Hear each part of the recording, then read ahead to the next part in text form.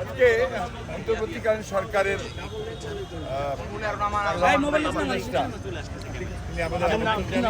মত বিনিময় করার জন্য আমরা বিভিন্ন বিষয়ে আলোচনা করেছি। মূলত যে গণতন্ত্র হত্যাকারী গণবিরোধী যে ফ্যাসিস্ট সরকার, যারা দীর্ঘ 15-16 বছর ধরে এই দেশের মানুষের উপর অত্যাচার নির্যাতন চালিয়ে মানুষকে তার অধিকার থেকে বঞ্চিত করে, ভোটের অধিকার থেকে বঞ্চিত করে, গণতান্ত্রিক অধিকার থেকে বঞ্চিত করে যে অত্যাচার নির্যাতনের একটা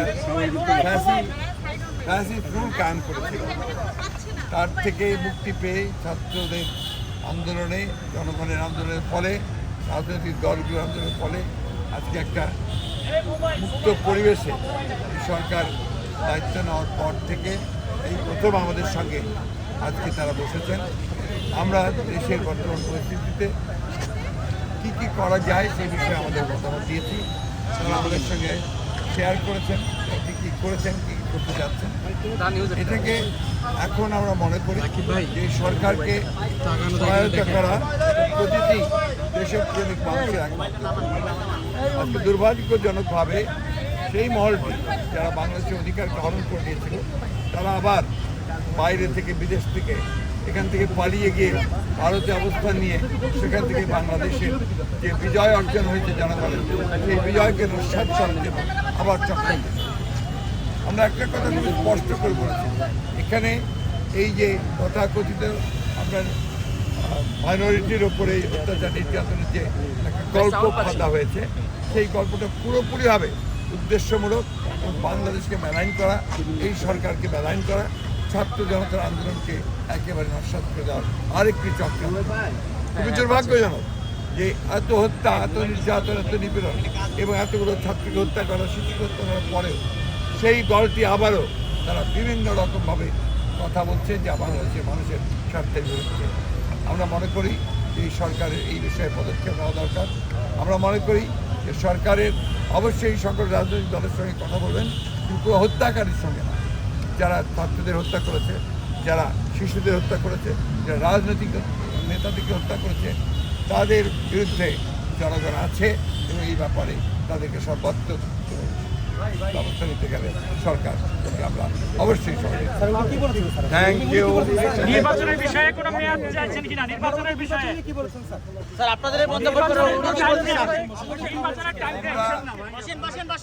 নির্বাচন নিয়ে আমরা কোনো কথা বলি। আমরা বলেছি যে আগেও বলেছি, আপনাদেরকে জানেন যে একটা নির্দিষ্ট সময় লাগবেই এই আপনার যে নির্বাচনের জন্য যে পরিবেশ তৈরি করতে, আমরা তাদেরকে সেই সময়টি অবশ্যই দিয়েছি এবং আমরা তাদের সব বিষয়গুলো দিয়ে সমর্থন দিচ্ছি।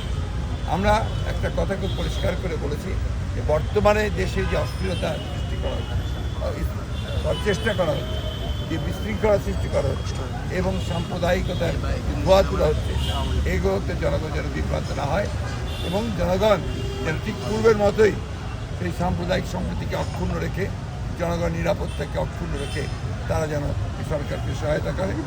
আমরাও পুরোপুরিভাবে তাদেরকে সেইভাবে সহায়তা করি। সরকার তো কাজ করছে, আমরা তো ধন্যবাদ।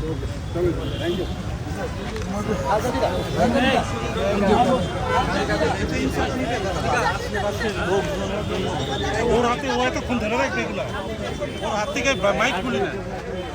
এই লোকটা এত কষ্ট করছে। বোরান ভাই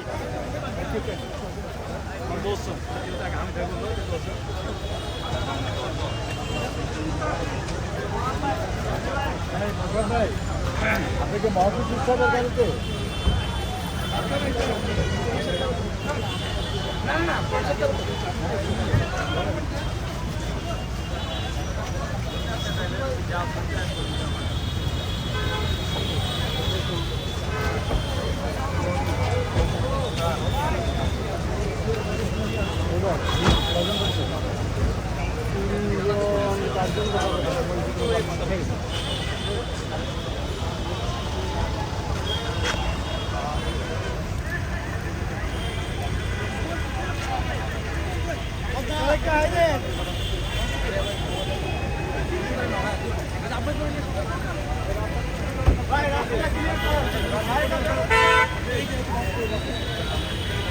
আচ্ছা ভাই আপনাদের পিছন গাড়ি